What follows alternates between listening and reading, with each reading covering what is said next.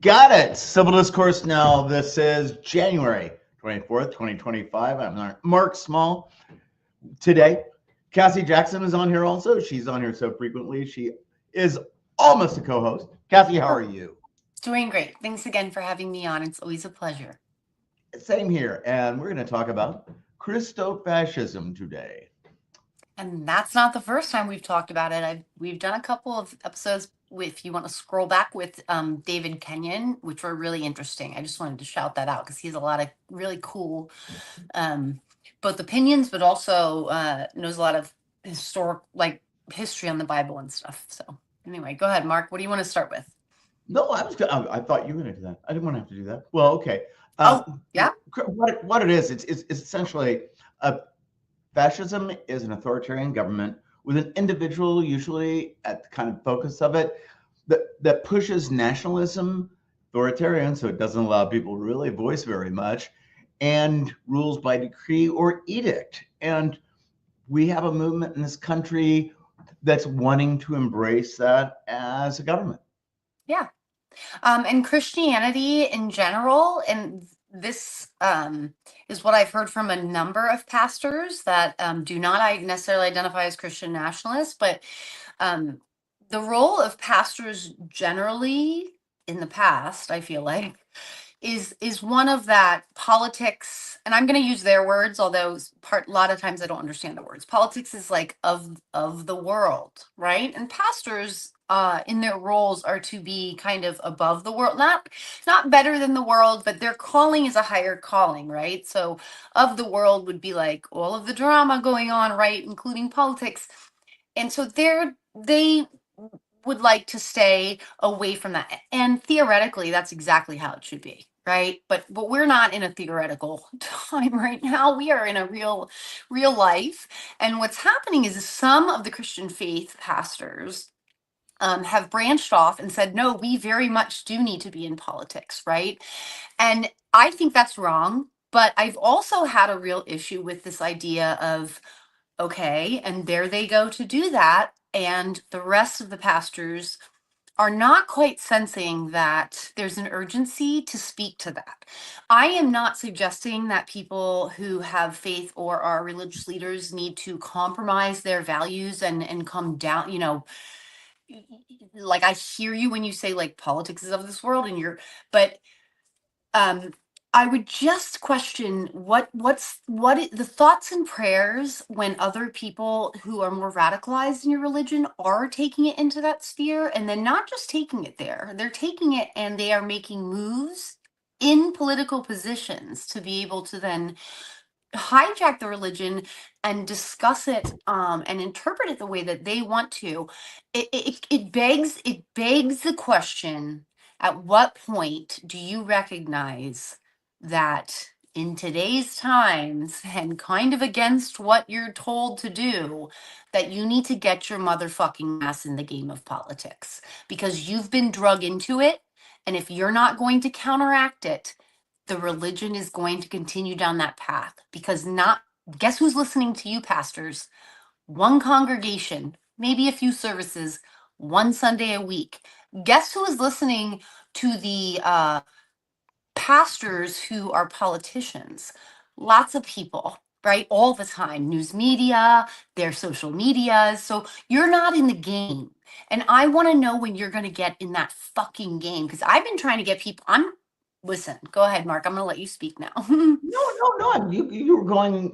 Okay. I don't know when pastors are going to recognize that they are now doing a disservice to their religion and their congregants by having this idea of like, well, we aren't going to speak to it because no, you are being drug into it.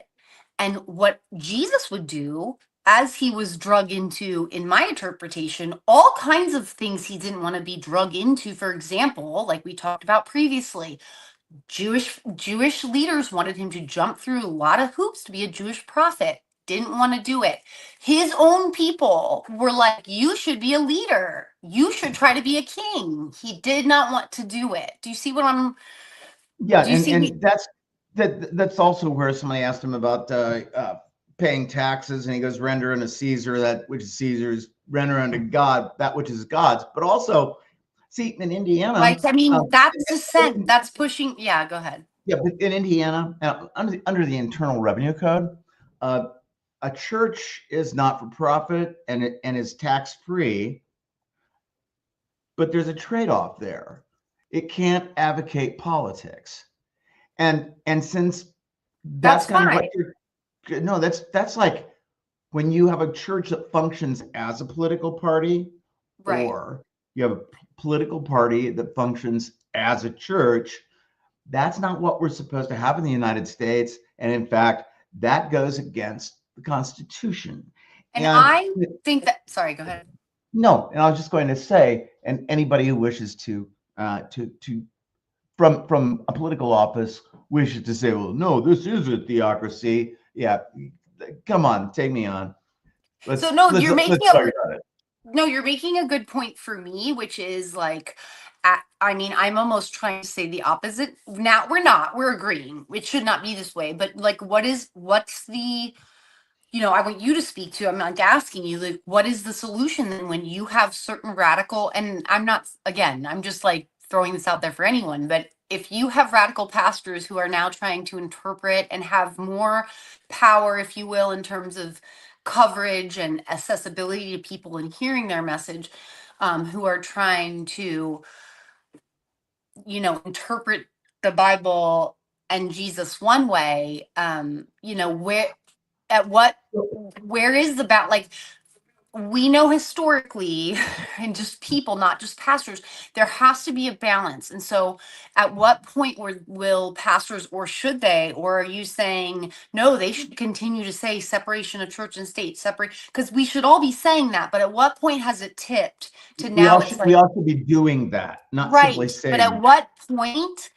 That's true. I guess I answered my own question. The pastor should be saying that outright. They should be saying this should not be in the government. I don't want, instead of like not being of the world, they should just say, listen, I don't want to be involved in this. I'm saying it out loud. Christian nationalism is not Christianity. I'm going to preach about the Bible. I'm not going to preach about politics. I'm going to tell you how I feel Jesus is. I'm not going to worry about what they're saying. Yeah. All right. All right. I get it. That's like when I hear But I people also say, want that. Do you know what I'm saying? Like they need to call it out. There has to be yeah, some kind. but It can't be like, yeah, it's also like when people say, well, in post-Civil War South, well, the black people down there who'd been held in slavery weren't ready to govern themselves yet. It's like, okay, wait, don't just like, when is someone able to govern themselves and have freedom? Now. right, Period. I don't give a damn. Oh, well, they didn't know how to read and write. Well, you made laws against them learning. That's a little bit of an impediment. right. So when somebody starts saying, well, how do we set up doing about this, or whatever, you just don't. I mean, if you want to espouse politics and do it from a pulpit, you got a right to do that. You just don't get a deduction. You don't get to do the Okay, but tax. this is what I'm saying. I don't want pastors. This is what I'm going to be clear about. I don't want pastors to get up and start spewing politics. I want pastors to get up and start saying, for example, I mean, this is the idea. This is a church that practices Christianity. We don't believe that Christianity needs to be the religion or for everyone here. We Or respect other religions. And no use the religion. words, Christian nationalism has no business being in our religion. It's not, that is politics with Christianity.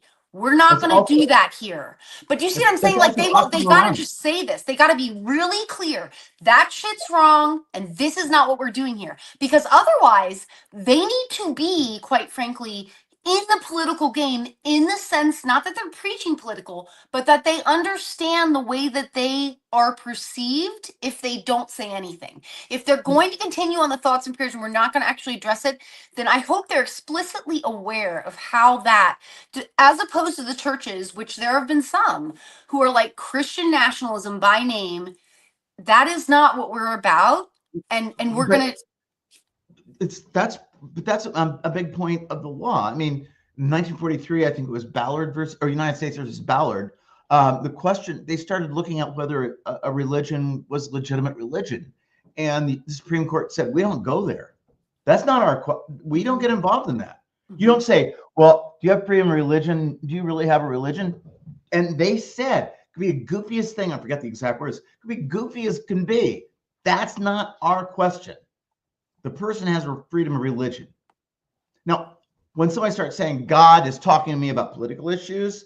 Wait, I don't know if I'm following you on what how that tied to what I was saying. Because that means that you get freedom of religion, understood. Well, you're going to qualify what is a real religion? Because people who are no, I get that part, but how did that have to do with what I was saying about the pastor speaking up?